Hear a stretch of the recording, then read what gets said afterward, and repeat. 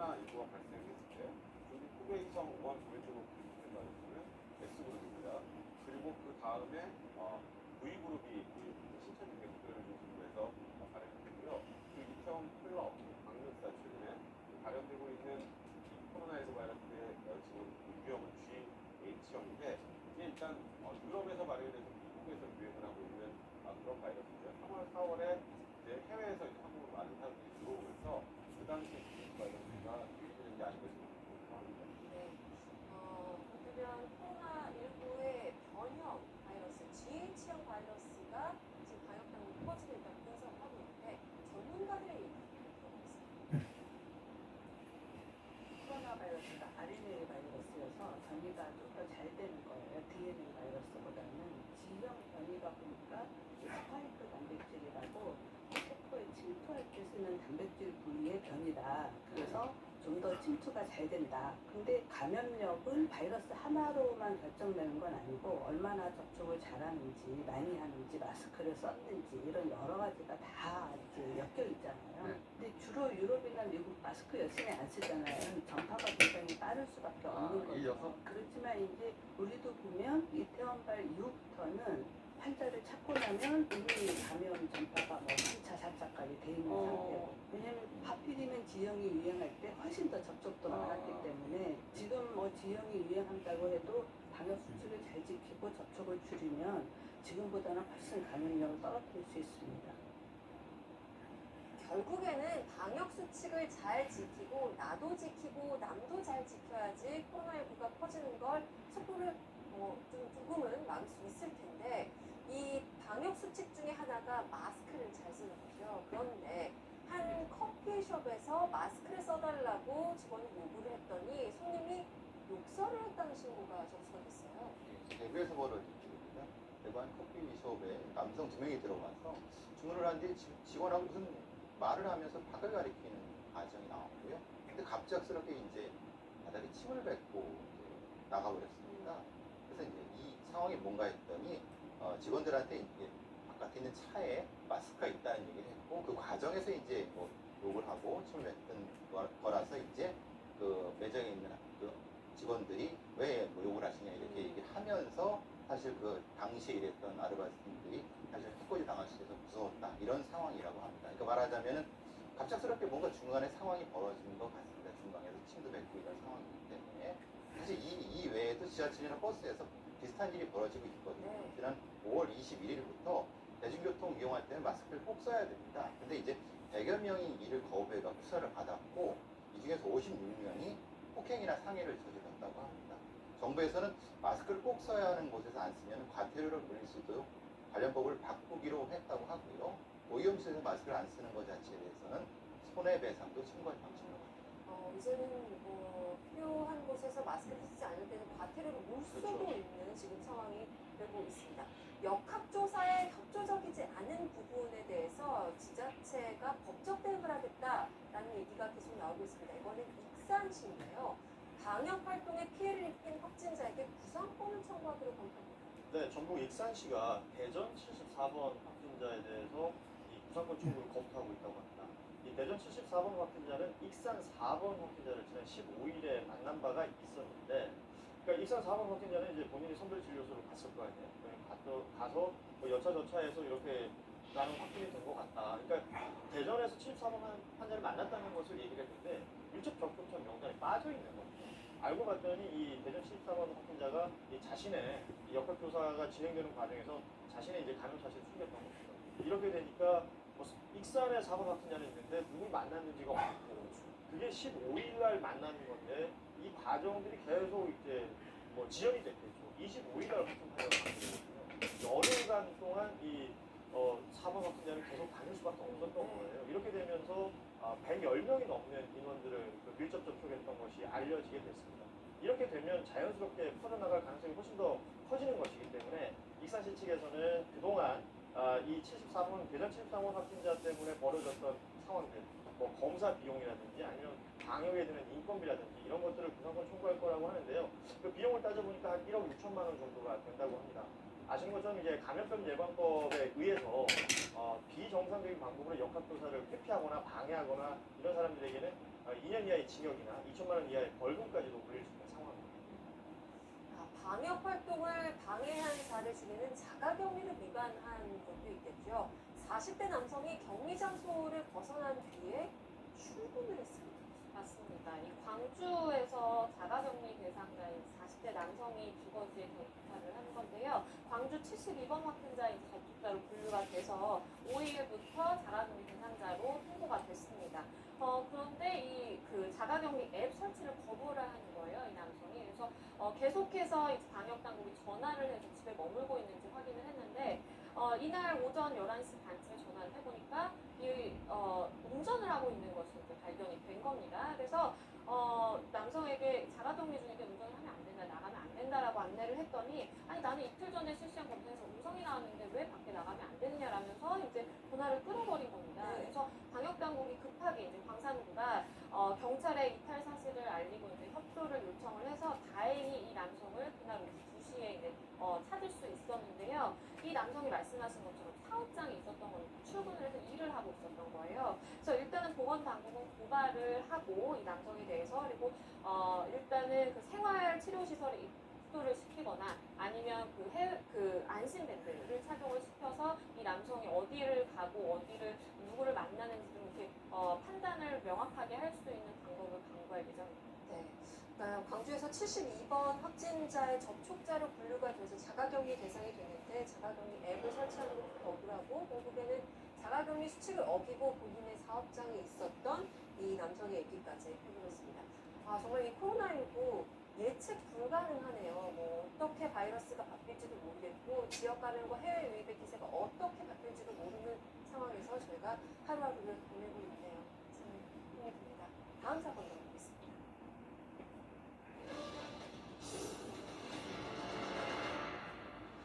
선수 폭행 의혹을 받고 있는 철인 3년 경기 감독이 최 선수의 어머니에게 직접 최 선수의 체벌을 강요했다는 증언이 나왔습니다. 최 선수의 아버지는 한 언론과의 인터뷰에서 2017년 당시 상황에 대해 증언한 것입니다. 폭행과 폭언에 대해 여전히 부인하고 있는 해당 감독을 비롯한 가해자들의 상황을 사건 현장에서 파헤쳐봅니다. 네, 어제 저희가 사건 발작 진행하는 동안에 대한철인상종협회가 회의를 하고 있었는데 고 최숙현 선수에게 폭력을 행사한 가해자들 영구 제명하기로 결정을 했습니다. 이게 최고수의 팀이죠. 예, 고 최숙현 선수에게 가혹행위를 한 혐의로 철인 3전 경기 종목에 김규봉 경주시청 감독과 주장선 배는 체육계에서 퇴출되고요. 남자 선배는 10년의 자격 정지 징계를 받았다고 합니다. 대한철인 3전 경기협회는 6일 오후 올림픽 파크텔에서 스포츠 공정위원회를 열어서 무려 7시간이나 수기를 했나 봅니다. 네. 여기에 이 스포츠 공정위원회에서는 가해 혐의자 3명을 따로 불러서 소명 기회도 줬고요. 근데 문제는 이제 3명이 전면 부인을 했고, 그래서 이제 결국은 이제 최고수의 징계를 했는데, 다만 이제 문제가 되는 것이 우리가 지금 계속 문제가 되는 게 팀다커라는 운동 처방사의 문제입니다. 근데 스포츠 공정위에서는 이런 얘기를 합니다. 해당 운동 처방사는 우리 공정위의 징계권이 밖의 인물이다. 그래서 협회 소속이 아니기 때문에 징계할 수 없었다. 다만 협회에서는 삼정협회에서는 해당 운동 처방사를 명예훼손으로 고소할 계획이라고 합니다. 그러니까 징계를 할 수 없지만 고소를 하겠다라고 협회 측에서 입장을 밝히네요. 가해자 3명은 약속이나 한 듯이 혐의를 부인을 하고 있습니다. 그런데 이 협회에서는 받아들이지 않았습니다. 일단 이 징계 여부에 대한 결정은 수사가 아니기 때문에 사실관계를 정말 완벽하게 파악하고 징계를 내는 게 좀 어려운 상황이었죠. 근데 사안의 심각성이나 국민의 관심도 때문에 빨리 이제 징계 결정을 하게 된 건데요. 징계 결정도 아까 말씀하셨던 것처럼 영구 제명 정도의 아주 강한 중징이었는데요. 일단 그 내려진 배경을 보면 피해자들은 굉장히 다양하게 본인의 피해 사실에 대해 진술을 하고 있는데 징계 혐의자 3명의 진술을 들어보니까 마치 짜고 온 것처럼 보통 진술을 들으면 조금씩 차이가 나거든요. 근데 거의 똑같았다고 합니다. 그러니까 이렇다면 지금 우리가 수사를 하는 정도의 상황은 아니지만 이런 진술을 들어봤을 때 징계 혐의자들의 진술은 일관성이 있더라도 신빙성이 좀 떨어지기 때문에 말을 충분히, 맞췄다고 생각할 수 있는 거군요. 징계 가능하다고 판단해서 징계를 한 거고, 다만 이 징계에서 이제 불복을 하기 위해서는 7일 이내에 또 재심 요청을 할 수 있고요. 그리고 재심 요청도 받아들이지 않을 경우에는 나중에 소송을 통해서 다툴 수도 있기 때문에 아직 징계가 확정됐다고 단언하기 좀 어려운 상황입니다. 지금 많은 사람들이 분노하고 있는 이유가 가해자들이 전혀 반성하는 모습을 보여주지 않고 있기 때문인데요. 어제 피해자들이 추가로 폭로를 했습니다. 그런데 전혀 죄책감을 안 느끼는 것 같아요. 그러니까 어제 국회에서 문화체육관광위 그 긴급 현안 질의 시간이 있었습니다. 그러니까 이 자리에 아신 것처럼 그 감독 그리고 이제 선배 선수 남녀 선배 선수들까지 3명이 출석을 했죠. 네. 이제 미래통합당의 이용 의원, 물론 본인도 그러니까 체육인 출신이기 때문에 더욱더 관심을 가지고 질문을 했던 것으로 보이는데요. 그러니까 감독에게 물었습니다. 폭행한 적 있냐? 없다는 것이죠. 그러니까 감독으로서 이게 폭행 사실을 몰랐다거나 이런 부분들 관리를 잘못했던 부분은 인정하지만 본인이 그 폭행한 적 없다라는 얘기를 했습니다. 그리고 이 얘기를 하는 과정 속에 어떤 그 태도라는 게 있잖아요. 이런 태도들에 대해서 공분이 일고 있는 것이고 그 여자 선배인 장모 선수 이 선수도 마찬가지예요. 그러니까 같이 지내온 최숙현 선수와 같이 지내온 시간이 있기 때문에 가슴이 아픈 건 있지만 경찰 조사에 성실히 임했다. 뭐 이런 식의 입장을 내놨습니다. 그리고 남자 선수 김모 선수가 있는데 이 선수는 뭐 폭언하거나 폭행한 사실 있냐? 없다. 그러니까 여기서 중요한 거예요. 사죄할 마음이 있느냐라고 했더니 폭행한 사실 없기 때문에 미안한 것도 없고 안타까운 마음만 있다. 뭐 이런 식의 입장을 내놨단 말이죠. 그러니까 결과적으로 비슷한 얘기를 합니다. 그 다른 현장에 있던 의원들이 이런 얘기를 해요. 지금 제자가 또 후배가 목숨을 잃었는데 지금 그 태도가 뭐냐 이렇게 화를 내는 모습들까지 연출될 정도로 이 장면을 바라보고 있었던 모든 사람들이 아마 공분을 일으켰던 것으로 보입니다. 지금 특히 이 김규봉 감독은 관리자로서의 책임은 느끼지만 그 외적인 부분은 아니다라고 자신의 혐의를 부인을 하고 있는데 최숙현 선수의 아버지에게 보냈던 사과 문자도 협박 때문이었다 이런 주장을 하고 있어요. 네, 맞습니다. 사실 최숙현 선수가 2월부터 이제 법적인 절차를 밟고 있었거든요. 이러한 법적인 절차를 밟다 보니까 감독이 최숙현 선수의 이제 아버지에게 문자를 보내서 사과를 하게 됩니다. 뭐라 그랬냐면 영치 없고 죄송하다. 무릎 꿇고 사죄드린다라고 이제 이야기를 한 건데요. 명확하게 내가 폭행을 했다, 폭언을 했다라고 얘기를 하진 않았지만 어쨌든 계속해서 죄송하다라는 말을 반복을 했고 내가 다 내려놓고 떠나겠다라면서 이제 사퇴로 의사까지 문자를 통해서 밝힌 바 있습니다. 그런데 이 부분에 대해서 이렇게 사죄를 하지 않았느냐, 뭐에 대해서 사과를 한 것이냐라고 이제 추궁을 당하니까 얘기를 하는 것이 내가 다 내려놓고 떠나겠다라고 문자를 보낸 거는 그 당시에 최 선수의 아버지가 협박을 했기 때문에 내가 진정시키기 위해서 사과를 한 것이지 이것에 대해서 내가 어떤 법적인 책임을 지겠다라고 이야기를 하는 것은 아니다라고 발을 빼는 모습을 보였습니다. 이렇게 본인은 아니라고 하는데 증언은 계속해서 나오고 있습니다. 나도 당했다는 얘기는 계속 나오고 있는데요. 본인이 때린 것도 모자라서 최숙현 선수의 어머니에게도 딸을 때리라고 시켰다고요. 상당히 충격적인 일입니다. 최 선수의 아버지에 따르면 이 사건은 2010년 4월에 벌어진 사건인데요. 최 선수가 숙소를 무단 이탈을 한 이틀간 했다가 복귀를 했다고 봅니다. 당시 최 선수는 만 19세로 경북직을 졸업하고 실업팀에 갓 입단한 상태였기 때문에 상당히 어린 상태죠. 그 상태에서 이제 경북 경산의 숙소로 그 부부를 불렀다고 합니다. 그 김 감독이 하는 말이 그 아내분, 최 선수의 어머니한테죠. 최 선수가 잘못됐으니 내가 아닌 어머니가 직접 혼내야 된다. 지금 내가 보는 앞에서 딸의 뺨을 때려라. 라는 지시를 했다고 합니다. 사실 이게 좀 이해할 수 없는 상황인데요. 결국에 이제 숙현이 엄마가 결국 손동작을 크게 해서 때리는 신용 정도, 근데 때릴 수밖에 없었다. 이런 얘기를 하고요. 사실 그때 그 어머니도 많이 우셨다고 하고요. 그러니까 김 감독은 부모가 지켜보는 앞에서 딸한테 비속어를 사용하면서까지 여러 가지 뺨을 때렸던 것도 기억이 나고, 당시에 근데 그 장모 선수라고 같이 있었다고 합니다. 근데 이 부모님은 이 장모 선수도 같이 때린 걸 몰랐던 상황이죠. 오히려 이제 나오면서 우리 딸들 좀 잘 다독여달라고 당부하고 나왔고, 더더군다나 숙현이 어머니가 이제 최숙현 선수 어머니께서는 당시 무릎도 꿇었다고 합니다. 잘 봐달라고.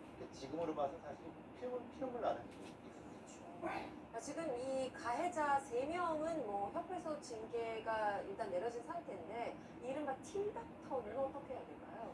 사실 팀닥터는 말씀 아까 하셨던 것처럼 협회에 소속되어 있지 않으니까 징계할 수 없죠.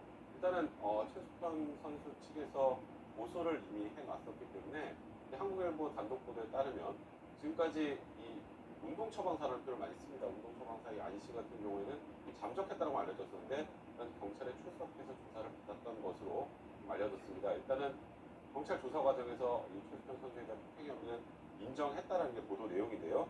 일단 경주시 체육회 측에서도 일단 폭행에다가 또 성추행 문제도 있어서 그 부분 검찰에게 고발하기로 했다고 하고요. 검찰에서 이 고발된 사건과 함께 조사가 진행이 될 것으로 보입니다. 지금 백성문 변호사께서 언급하신 대로 이 폭행뿐만 아니라 지금 성추행 문제까지 나오고 있습니다. K리그 선수들 한둘이 아니라고. 맞습니다. 이 팀닥터라는 사람한테 여러 가지 성적 수치심을 느낄 만한 행동을 당했다라고 주장하는 선수들이 여럿인데요. 한 선수는 자필 진술서를 제출을 해서 그 내용에 이 팀닥터가 갑자기 방으로 자신을 불러서 내가 너한테 어떻게 해줬는데 이럴 수 있느냐라면서 뺨을 두 차례 때렸다라고 합니다. 그 이후에는 또 웃으면서 내가 너 얼마나 예뻐하는데 내가 너 얼마나 좋아하는데 라고 하면서 볼에 뽀뽀를 했다라는 지금 진술 내용이 있고요. 그리고 또 다른 선수는 11월 말부터 12월까지 치료를 한다라는 명목으로 수영 동작을 가르쳐주겠다라면서 선수의 손을 잡아당겨서 본인을 포옹하듯이 시키면서 한다는 얘기가 사랑하는 남자친구를 끌어안을 때처럼 끌어안아라라고 시켰다라고 하고요. 그리고 여자 선수들의 숙소에도 무단 침입했던 사례가 있었다라고 합니다. 선수들이 저녁을 이미 먹었다라고 얘기를 하는데도 같이 술을 마시자라면서 와인을 한 병을 들고 와서 방으로 들어왔다라고 하고요. 여자들밖에 없는 숙소다 보니까 부적절한 것 같아서 감독에게 이걸 알리는 선에서 끝났다라고 이야기를 했습니다. 그리고 이뿐만이 아니라 본인의 이제 팀닥터라는 지위를 이용해서 뭐 폐활량을 알아보자 내지는 운동 자세를 봐주겠다라면서 옷 안으로 손을 넣는 행위까지 했다라고 하고요. 이러한 진술서라든지 진술 내용들이 많기 때문에 경찰도 이 부분에 대해서 수사를 할 것으로 보입니다. 들을수록 계속해서 이 인상이 찌푸러지는데 문제는 이 선수들이 훈련이 고된 훈련을 하고 나서도 좀 숙소에서 쉬어야 되는데 전혀 그렇지 못하고 오히려 가해자들 이 안에서 벗어날 수 없었다는 것도 문제예요. 그렇습니다. 이게 가혹행위라는 게 뭐 실질적인 직접적인 가혹행위뿐만 아니라 그 존재가 주변에 있다는 것만으로도 엄청난 스트레스가 될 텐데 최숙현 선수가 뭐 전 소속팀이 경주시청이었죠. 근데 경주시청인데 그 팀 숙소는 경북 경산에 있었습니다. 뭐 차로 약 1시간 정도 거리가 되는 곳인데 경주에 이 트라이애슬론 종목 중에 있는 그 수영을 훈련하기 위한 50m짜리 수영장이 없어서 경산에 숙소를 얻었다고 하는데 이 숙소 바로 인근에 지금 계속 얘기되고 있는 이 팀닥터라는 사람도 그 근처에 살았다는 겁니다. 그러니까 훈련을 마치고 숙소로 돌아와서 휴식을 취하고 쉬어야 될 시간에도 그 주변에 가혹행위를 했던 혹은 폭행을 했던 그 사람이 주변에 있었다는 것이죠. 이게 굉장히 고통으로 작용을 했을 것으로 보이는데, 그러니까 뭐 최숙현 선수 같은 경우는 이제 중학교 때 이 팀닥터라는 사람을 처음 만났다고 그러는데 중학교 때, 고등학교 때, 그리고 실업팀까지 이 상황이 계속 이어졌던 거죠. 얼마나 심리적인 압박을 받았을지 당연히 상상도 되지 않는데 지금 가해자들이 전혀 본인들의 잘못을 묻지 않고 있습니다. 지금 이 스포츠계에서의 징계로만 끝낼 문제는 분명히 아닌 것 같습니다. 검찰에서는 어떻게 생각하나요? 대구지검에서는 여성아동 범죄조사부 양선순 부장검사를 팀장으로 아동학대 전담검사 4명과 수사과 전문 수사관 5명 모두 14명으로 수사팀을 확대해서 특별수사팀을 꾸렸다고 합니다. 특히 이 특별수사팀에는 피해자 지원팀도 별도로 만들어서 유족의 심리치료, 범죄 피해 구조금, 생계비 지원 등을 지원하고 법률 지원도 할 예정이라고 합니다. 네. 이렇게 골마 터질 때까지 이 사건을 무마하고 방치하려고 했었던 사람들도 당연히 처벌을 받아야 되고 대체 그동안 어떤 반응이 있었기에 이렇게 하나둘 진실이 드러남에도 가해자들이 이렇게 떳떳한지 모르겠습니다. 폭력은 어떤 상황에서도 절대 안 된다는 점을 이번에 꼭 법적으로 보여줘야겠습니다. 다음 사건.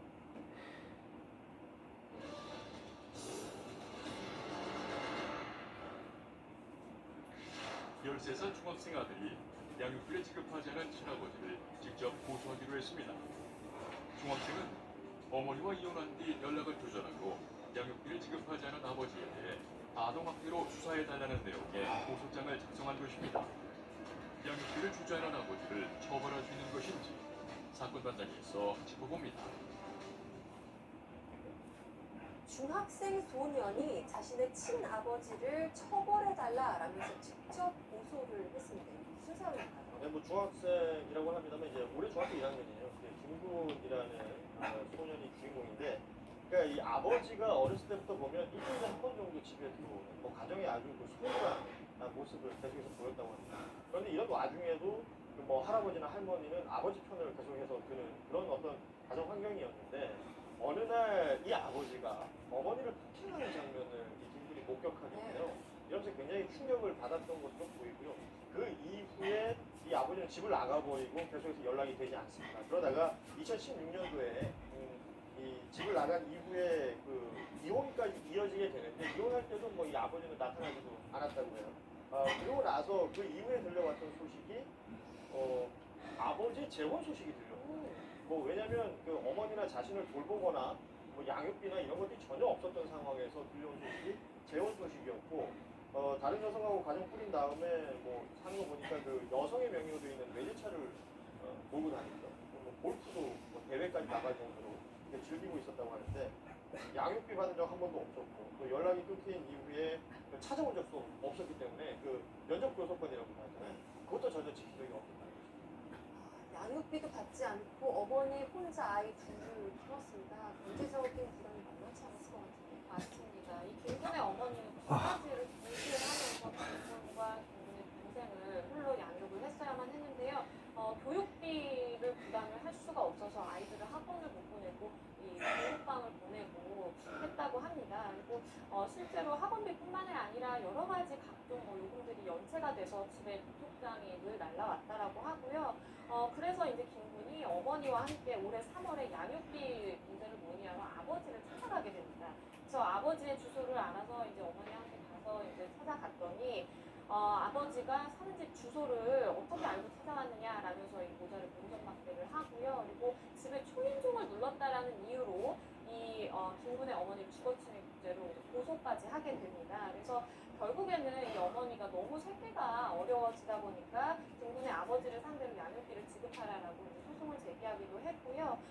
김군 입장에서는 이 모든 일련의 과정들을 지켜보면서 이건 아니다라는 생각이 들었나 봐요. 그래서 본인이 직접 아버지를 처벌해달라라고 이제 고소장을 제출하게 됐습니다. 네. 지금 양육비와 면접교섭권만의 문제가 있었던 게 아니라 지금 이 김군이 쓴 고소장을 보면 아버지가 본인과 어머니를 때렸다라고 적혀 있어요. 예, 이거는 이제 2015년 11월 유리 그릇이 떼진 적도 있고, 특히 이제 어머니를, 김군 어머니를 옥상위로 던져갖고 상해를 입혔다가, 그것도 김군이 보는 앞에서, 그리고 폭언도 여러 차례 겪었고요. 사실 어머니를 때리는 아버지의 그 모습을 보고 충격을 많이 받은 분이 대문 소리를, 창문 소리가 들릴 때마다 사실 굉장히 두려움에 떨었다, 이런 얘기를 하고 있습니다.